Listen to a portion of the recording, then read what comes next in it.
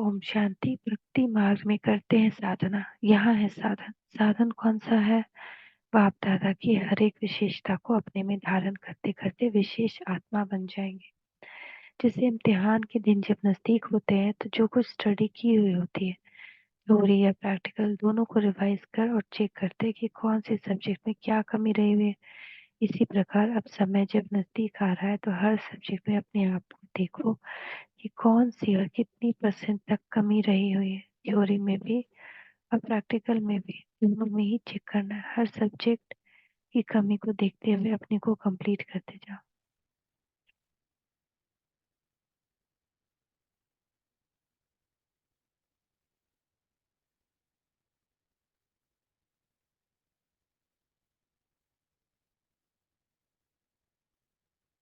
Theory में भी और प्रैक्टिकल में भी, दोनों में ही चेक करना है। हर सब्जेक्ट की कमी देखते हुए अपने को कंप्लीट करते जाओ। लेकिन वह कंप्लीट तब होंगी जब पहले रिवाइज करने से अपनी कमी का पता चलेगा। सब्जेक्ट तो जानते हो, सब्जेक्ट को बुद्धि में धारण किया व नहीं, उसकी परख क्या है। जैसे सिद्धि की परसेंटेज बढ़ती जाएगी तो टाइम भी वेस्ट नहीं जाएगा, थोड़े टाइम में सफलता जाती होगी। इसको कहा जाता है सिद्धि। अगर समय ज्यादा, मेहनत भी ज्यादा है और तो फिर सफलता मिलती है तो इसको भी कम परसेंटेज कहेंगे। सभी रीति से कम लगना चाहिए। तन भी कम लगे, मन भी कम, मन के संकल्प भी कम लगे। नहीं तो कितने संकल्प करते हो, प्लान बनाते बनाते 1.5 मास लग जाता है। तो समय व संकल्प व अपनी जो भी सर्वशक्तियां, अंतर शक्तियों के खजाने को ज्यादा काम में नहीं लगाना। अर्थात कम खर्च वाला नशे, अर्थात संकल्प वही उत्पन्न होगा जिससे सिद्धि प्राप्त हो जाएगी। समय भी वही निश्चित होगा जिसमें सफलता हो ही पड़ी है। इसको कहते हैं सिद्धि स्वरूप। तो सब सब्जेक्ट में हम कहाँ तक पास हैं, इसकी परख क्या है? जो जितने सब्जेक्ट में पास होगा उतना ही उन सब्जेक्ट के आधार पर ऑब्जेक्ट और रिस्पेक्ट मिलेगी। एक तो प्राप्ति का अनुभव भी होगा। जैसे कि ज्ञान की सब्जेक्ट है, तो उससे जो ज्ञान ऑब्जेक्ट प्राप्त होती है, लाइट और माइंड, वह प्राप्ति का अनुभव करेंगे। उस नॉलेज की सब्जेक्ट के आधार पर रिस्पेक्ट भी इतनी मिलेगी, चाहे दैवी परिवार, चाहे आत्माओं से। जैसे देखो आजकल के महात्मा, उनकी इतना रिस्पेक्ट क्यों मिलती है? क्योंकि जो साधना की है और जो भी सब्जेक्ट अध्ययन करते हैं, उनकी ऑब्जेक्ट और रिस्पेक्ट उनको मिलती है। और प्रकृति दासी होती है। तो यह एक ज्ञान की बात सुनाई। वैसे योग की भी सब्जेक्ट्स है, तो उनको क्या ऑब्जेक्ट होना चाहिए? योग अर्थात याद की शक्ति द्वारा ऑब्जेक्ट प्राप्त होनी चाहिए। वह जो भी संकल्प करेंगे उस समर्थ होगा, और जो भी समस्या आने वाली होगी उसको पहले से योग शक्ति से अनुभव होगा कि यह होने वाला, तो पहले से मालूम होने के कारण वो कभी हार नहीं खाएंगे। ऐसे ही योग शक्ति के द्वारा पुराने पिछले जन्म संस्कार का बोझ खत्म होता है। वो भी संस्कार अपने पुरुषार्थ में विघ्न रूप नहीं बनेगा। जिसको नेचर कहते हैं वह भी विघ्न रूप नहीं बनेगा पुरुषार्थ में। तो जिस सब्जेक्ट का जो ऑब्जेक्ट है वह अनुभव होना चाहिए। ऑब्जेक्ट है तो इसका परिणाम रिस्पेक्ट जरूर मिलेगी। आप मुख से जो शब्द रिपीट करेंगे, ये जो भी प्लान बनाएंगे,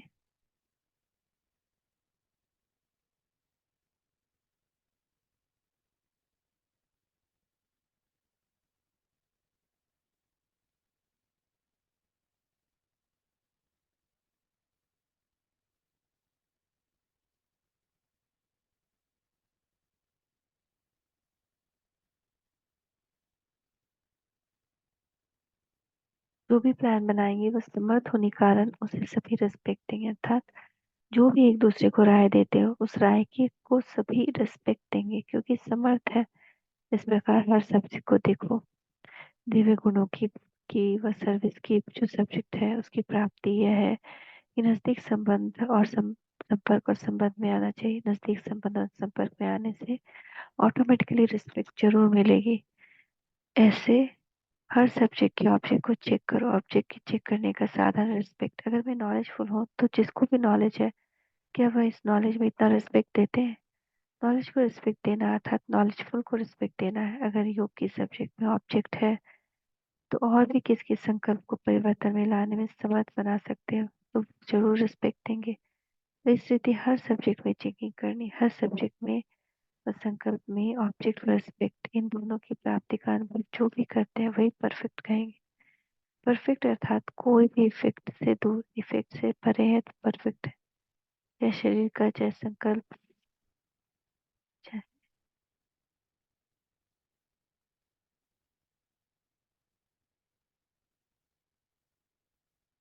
आने से किसको भी वाइब्रेशन व वायुमंडल सभी प्रकार के इफेक्ट से परे हो जाएंगे।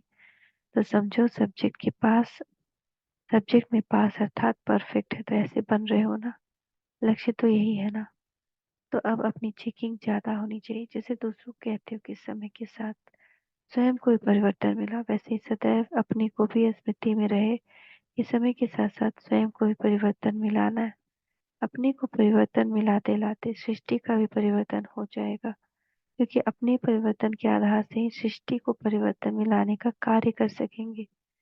यहाँ यही श्रेष्ठता है जो दूसरों लोगों में नहीं है। वह तो सिर्फ दूसरे को परिवर्तन करने के यत्न में है। यहाँ स्वयं के आधार पर सृष्टि में तुम परिवर्तन करते हो। तो जो आधार है उसके लिए अपने ऊपर इतना टेंशन देना है। अब सदैव स्मृति रहे कि हमारे हर संकल्प के पीछे विषय कल्याण का संबंध है। जो आधार मूर्त है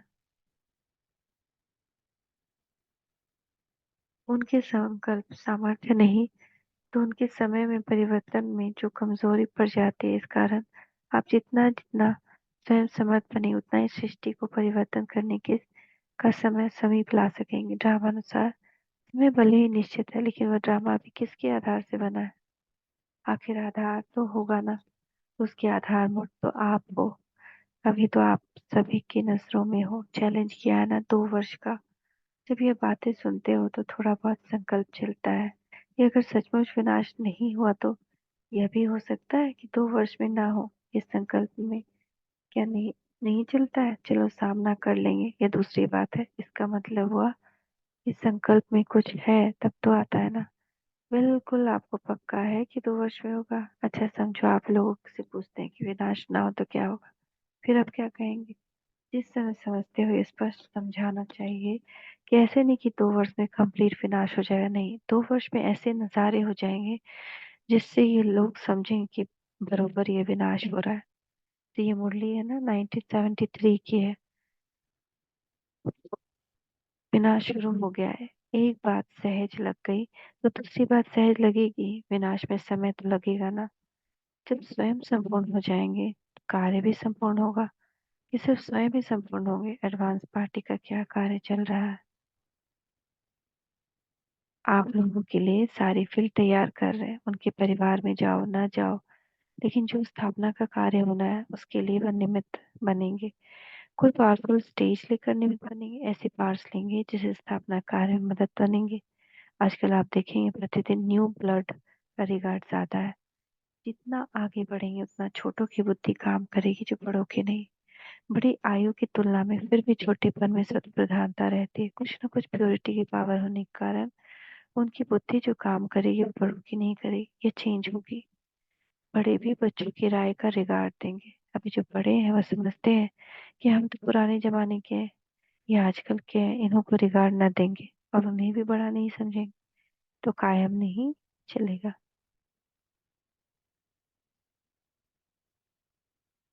तो बच्चों पर रूप से चलाते हो, अभी ऐसे नहीं, बच्चों को ये मालिक समझकर चलाते हो। यह भी ड्रामा पार्ट है। छोटे ही कमाल कर दिखाएंगे। एडवांस पार्टी का तो अपना कार्य चल रहा है, लेकिन वह भी अपनी स्थिति एडवांस में जाने के लिए रुके हुए हैं। उनकी कार्य भी आपके कनेक्शन से चलना है। तो सारे कार्य का आधार आप विशेष आत्माओं के ऊपर है। चलते चलते ठंडाई हो जाती है, अगर लगती है फिर शीतल हो जाती है, लेकिन शीतल तो होनी नहीं चाहिए। आग लगती है फिर शीतल हो जाती है, लेकिन शीतल तो होनी नहीं चाहिए ना। ये योग आग, ये योग अग्नि, ये जो योग की ज्वाला जलती रहनी चाहिए। बाहर का जो रूप है मनुष्य वह देखते हैं, समझते हैं ये तो चलता आता है, बड़ी क्या बात है, परंपरा से खेल चलता आ रहा है। लेकिन चलते चलते शीतलता क्यों हो जाती है? क्यों हम ठंडे पड़ जाते हैं? इसका कारण क्या है? परसेंटेज बहुत है, लेक्चर्स तो करते हैं, लेकिन लेक्चर्स के साथ साथ फीचर भी अट्रैक्ट करें, तब लेक्चर्स का इफेक्ट होता है। अपने को हर सब्जेक्ट में चेक करो। आज लेक्चर्स में आप जब कंपटीशन करो तो इसमें कोई और बात जीत लेंगे।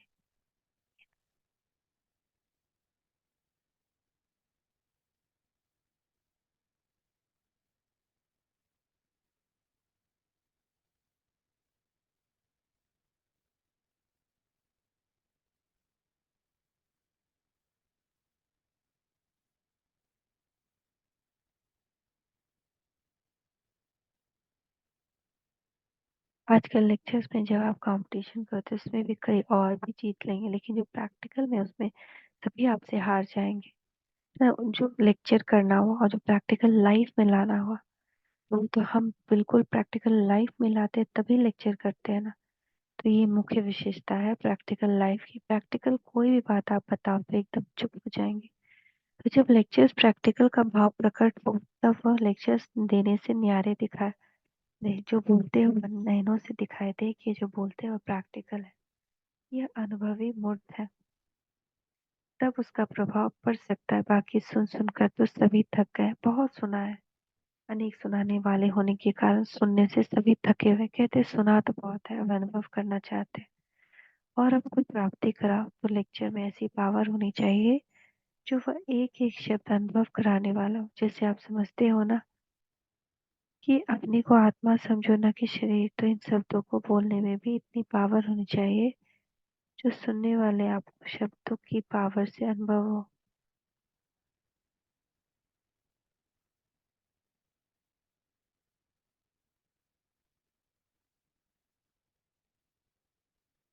एक सेकंड के लिए भी यदि उसका अनुभव हो जाता है तो अनुभव को कभी छोड़ नहीं सकता।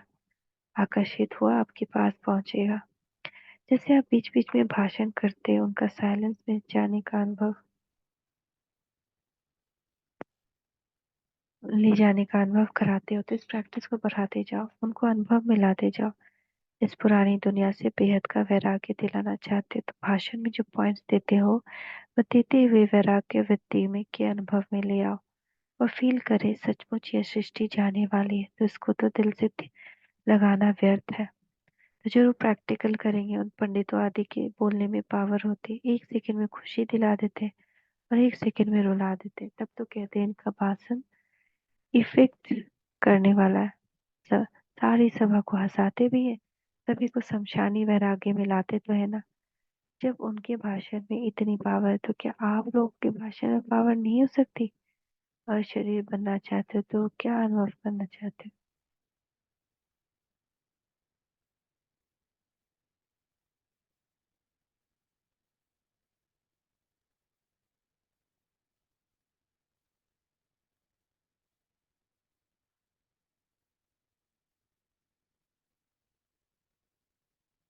तो आप लोग भाषण तो अशरीर बनाना चाहो तो क्या वह अनुभव करा सकते हैं? केवल लहर छा जाए, सभी सभा के बीच पाप के स्नेह की लहर छा जाए, इसको कहा जाता है प्रैक्टिकल अनुभव कराना।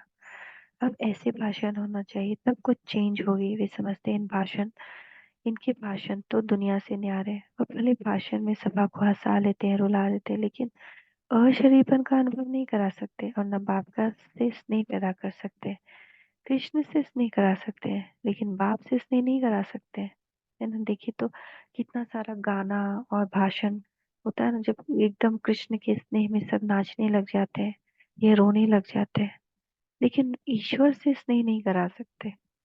उनको पता ही नहीं है। तो निराली बात होनी चाहिए। अच्छा समझो गीत के भगवान पर भगवान पॉइंट्स देते हैं।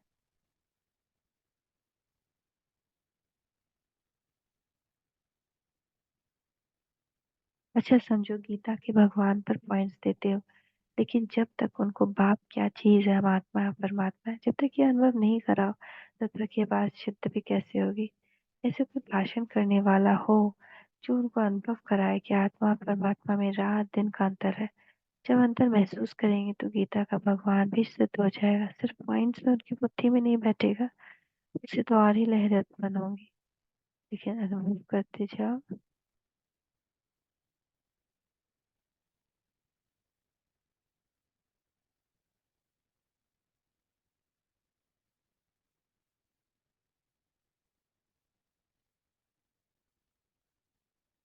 भाषण में अब तरीका ये चेंज करो। अच्छा, मीठे मीठे बाप दादा को हम बच्चों का याद प्यार गुड मॉर्निंग। मुरली का सार, याद की शक्ति द्वारा ऑब्जेक्ट प्राप्त होती है। योगी जो भी संकल्प करेंगे समर्थ होंगे। जो भी कोई समस्या आने वाली होगी उनको पहले से योग की शक्ति से अनुभव होगा कि यह होने वाला है, तो पहले से ही पता होने का कभी भी हार नहीं खाएगा। दूसरा जो आधार मूर्त है, यदि उनके संकल्प में सामर्थ्य नहीं तो उनके समय में परिवर्तन में भी कमजोरी पड़ जाती है। जितना जितना स्वयं समर्थ बनेंगे उतना ही सृष्टि को परिवर्तन करने का समय समीप ला सकेंगे। थैंक यू बाबा। Thank you. ओम शांति। ओम शांति। ओम शांति।